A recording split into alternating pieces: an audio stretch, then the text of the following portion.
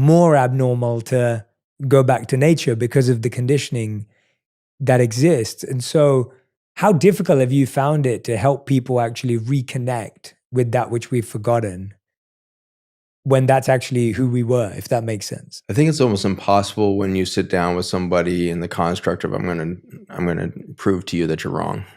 But it's incredibly easy to get there when you start in a state of compassion. Compassion is a much different energy than empathy. And I think we've lost compassion for our belief in empathy. Empathy is that effort to bring my energy, my vibration to your vibration. Let you be the tuning fork, because you might have just been diagnosed with a condition. And if I sit down with a cancer patient, their vibration is in fear and, maybe guilt and shame because they're going to leave their children behind at a young age or whatever it is. And so if I dive into empathy and try to match that vibration, we get stuck there. We get stuck in the fear, guilt, shame paradigm. And I'm suddenly steeped in fear of I don't think I'm equipped to help you free yourself of this disease. I think you are going to die. I think that, and so I have these deep fears within me around the death of my patient, and they have that deep fear of death within themselves. And so that's typically where we go as humans right now, as we're taught that this empathic state of what is the vibration of the other person across from you? Can you match that? Therefore, you're in it together. Whereas compassion is a much different state of recognizing where they're at, listening to the song they're singing, but not becoming part of that symphony, and holding this other space, this other potential reality of, okay, yes, this has happened, but what is the alternative to it? And I think you lose that when you slip into that fear state, when you lose your creativity as soon as that fight or flight state kicks in on your sympathetic nervous system. The creative part of your brain shuts down when we stimulate the adrenal glands, which is, of course, what we're doing to our children with Adderall and all this. We stimulate with drugs those adrenal glands, and they lose their creativity. So we have whole generations now that have been taught to answer multiple choice tests at the cost of their own creativity, and performance is linked to their adrenaline levels.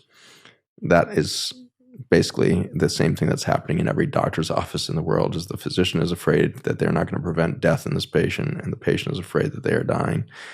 And for all that fear of an endpoint, we can't imagine life as a continuum, as a continuing energetic event that's vital and constantly regenerating itself. And so that's kind of the death spiral that we were in.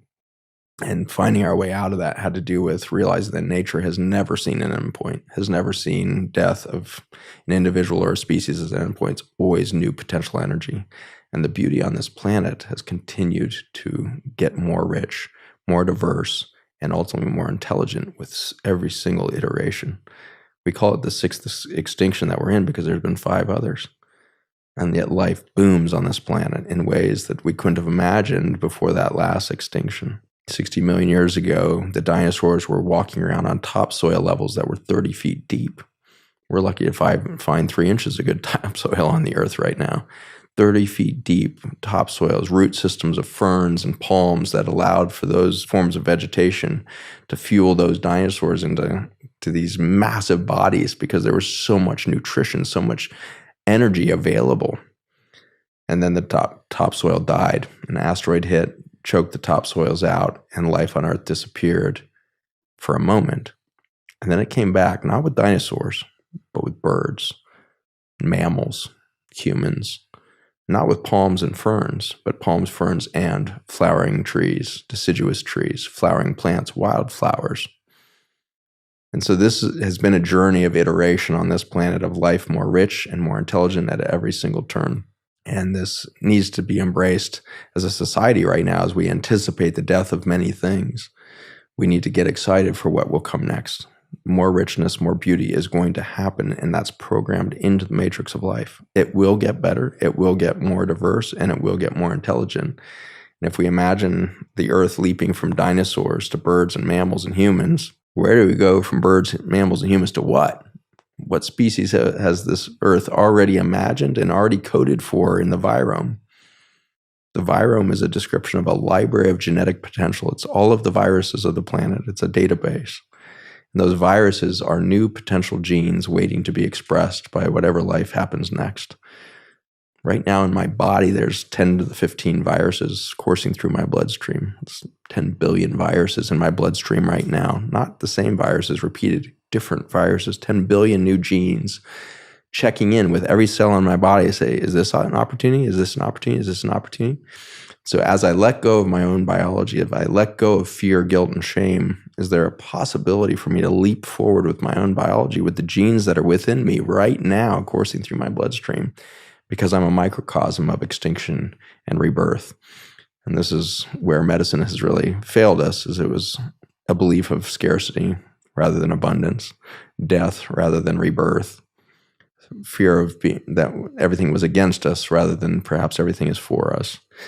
And this has been that slippery journey for me of realizing at each turn I underestimated our potential, and we are sitting here at the pinnacle of a great rebirth of humanity if we choose to go that direction.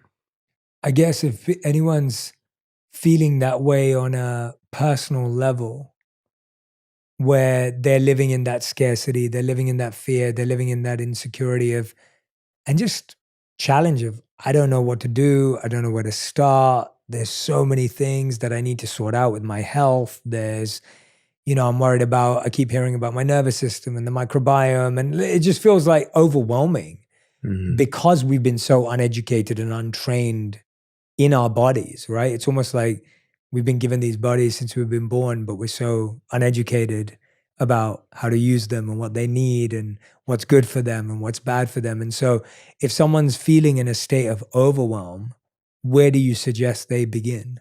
We've been working for the last 15 years in our laboratory and in our clinics to sort out what's the simplest approach to beginning again, because I think we really are at the end of physiology. When we see 2-year-olds with osteosarcoma, when we see 15-year-olds with, psychotic major depression, when we see a 20-year-old with life-threatening autoimmune disease, all of these conditions are saying that we need a radical revolution. And so we've been working through all of the complexity of the diseases and the root causes and everything else to find that there's really 8 very basic things that start to build physiology from the ground up at the cell level and therefore at the organism level, and from the organism to the species.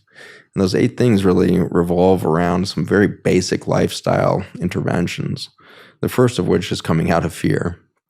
And so we spend the first segment of this process of finding self within the context of all the anxiety that you have, that you might feel like you're dying, that you feel like it's hopeless, feel like all the cards are stacked against you. How do we get out of that paradigm quickly?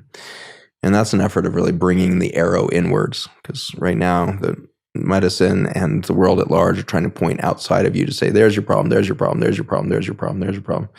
And so turning that arrow inward to say, where's my solution?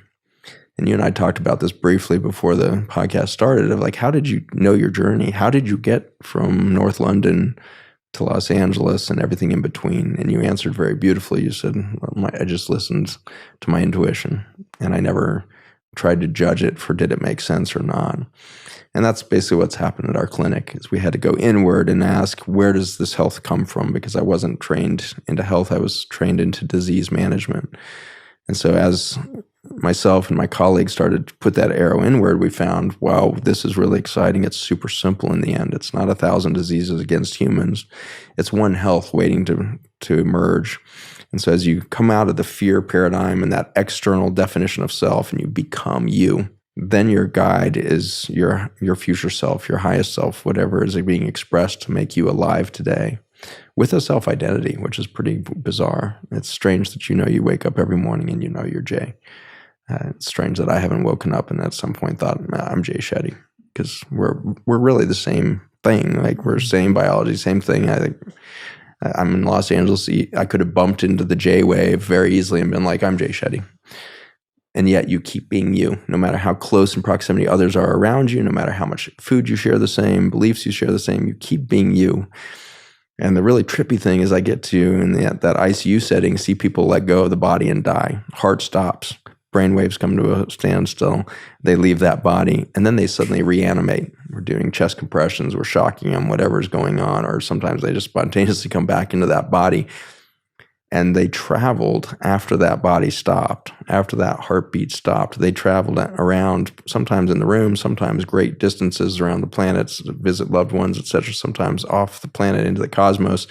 And at no point in that after-death journey did they lose track of their self-identity. And so that is a very strange thing about near-death experiences that is, I think, has been